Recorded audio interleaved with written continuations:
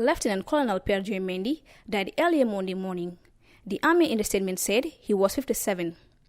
Lieutenant Colonel Mendy was born in Banjul on October 21, 1963. He attended St. John's Primary School, St. Teresa's Primary School, St. Augustine's Junior Technical School, and St. Augustine's High School. He enlisted in the Gambia National Gendarmerie in 1984, and in 1989 got posted to State House as bodyguard to former President Sadauda Kairaba Jawara. In 1995, he became the principal protecting officer to military junta head of state former President Yahya Jammeh. He served in that role for 3 years. Lieutenant Colonel Mendy also served as a commander at the Yundum Barracks in 2005. In March 2006, soldiers led by the no-nonsense Umpa Mendy stormed the house of Lieutenant Colonel Mendy and arrested him. He took him straight to Mile 2 prison. He was accused of being part of the Ndur Cham coup. The former commander of the 1st Infantry Battalion will however be remembered for his memorable appearance at the TRRC last year, where he testified on how soldiers led by the Umpa Mendy stormed his house in March 2006 and arrested him. As I was breaking my fast, then I had a knock on my gate. I told my boy to go and open.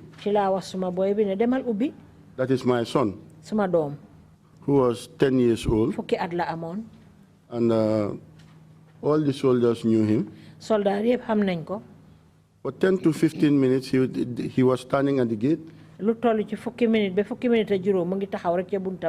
I told him, who are those guys at the gate? He said they are soldiers. I told them, tell them to come in. So that is how they march in. I saw Staff Sergeant Umpa Mendy. Staff Sergeant Umpa Mendy. Corporal Babukar Bob. And 4 other recruits. Staff Sergeant Umpa complimented me. Staff Sergeant Umpa man. And said that, sir, we are here for you. I said, what do you mean? He said, you are needed in Banjul.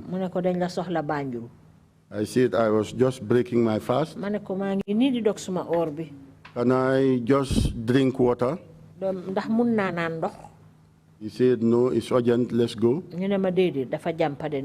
I said, let's go. When I marched out of my residence, I saw 4 other soldiers with a black Land Rover. I wanted to occupy the front seat, but Staff Sergeant Umpa said no. Why Staff Sergeant Umpa did it? Then I was sandwiched at the back seat with Corporal Bob and another private soldier. Corporal Bob and benen soldier. And the rest of them at the back of the Land Rover. From my residence direct to Mile 2. Pierre Mendy was accused of being part of the Ndur Cham coup. 2 days after he was taken to Mile 2, the journalists amongst them Malik Jatta and Sana Manjang visited Mendy at Mile 2 and took him to the then NIA. While he was being taken back to Mile 2, he alleged Malik Jatta hit him on his head with his rifle and blood started pouring from his head. As I disembarked from the vehicle,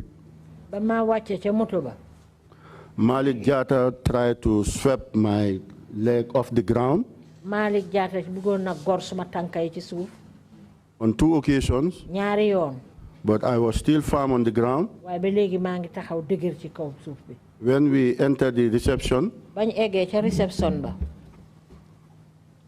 when we were climbing the stairs, it seems that it's God that just tell me, turn. He was trying to stroke the rifle on my head.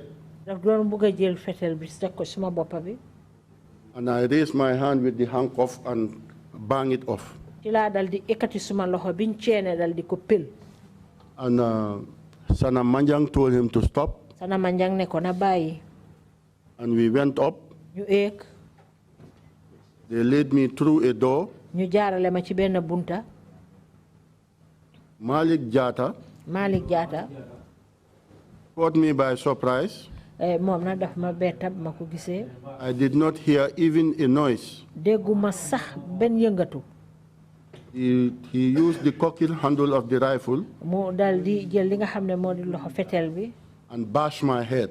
dal di ko dóor ci suma bopp bi. On my left side of my head, the left side of my head. ci suma boori càmmoñ bi ci suma bopp bi. And blood started oozing from my head. ci la deret di commencé nag di sotteeku ci suma bopp bi. I used my hand to wipe it, ma jël suma loxo ne dama koo fompa. but it still continues. waaye mu ngi continuer ba tey di sottee di nàcca. Then I entered the vehicle. ci laa dugg ci moto bi. I was taken straight to mile 2. ci lañ ma yóbbu mile 2. Did anyone order Malik Jatta to hit you? Ndax dafa am ku jox Malik Jatta boobu kaddu pour mu dóor la. Nobody ordered Malik Jatta to hit me. déedéet kenn digalu ko pour mu dóor ma. Again on the 25th of March, Mendy was taken back to the then NIA, but this time taken to the torture arena where he was mercilessly tortured by the junglers. Haidara said, take him to the torture arena. Haidara ci la ne yóbbu ko fa nga xam ne fa la ñoo mettitalee nit ñi. Before he ordered that they should take you to the torture arena, Bala moo wax ne pour ñu yóbbu la ci fa ñoo mettitalee nit ñi. were you asked any question? Ndax am na luñ la laaj. I was asked no question. No question was asked. laajuñ ma dara. laajuñ ma dara. Where was this torture arena? Waaw fan lañ dee mettitalee nit ñi foofu. As you descend from the stairs behind the building, boo wàccee there are escalier rek casuarina trees there, boo wàccee escalier bi rek ci gannaaw taax bi am na ay garab yu fa nekk. and then they will put you in the middle. dañ laa def ca digga ba. What did they do to you? Lan lañ la def foofu. I was beaten mercilessly. They told me to sit down. dañ ma ne ma toog dóor nañ ma dóor yu métti. Sticks, yu di ma weexa. wine wire, ay banta ak ay waya. hose pipe, ay pipe. even with iron also. ak sax ak ay weñ. I think that is like a hammer. loolu dafa mel ni marto. Who were the individuals carrying out this torture? ñan ñoo la doon di mettital noonu. Sana Manjang, Sana Manjang, Malik Jatta, Malik Jatta, Mustafa Sane, Mustafa Sane, Michael Korea, Michael Korea, Noah Baji, Noah Baji, Modu Jaju alias Rambo, Modu Jaju ñu ko oye Rambo, and some I did not see. ak ñeneen ñooñu nga xam ne mënuma leen a gis.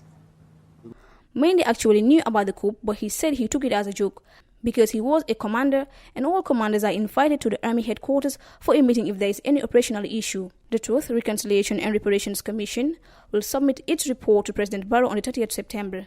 Lieutenant Colonel Mendy will not be there when this is done. For TFN News Review, I am Mati Senghor.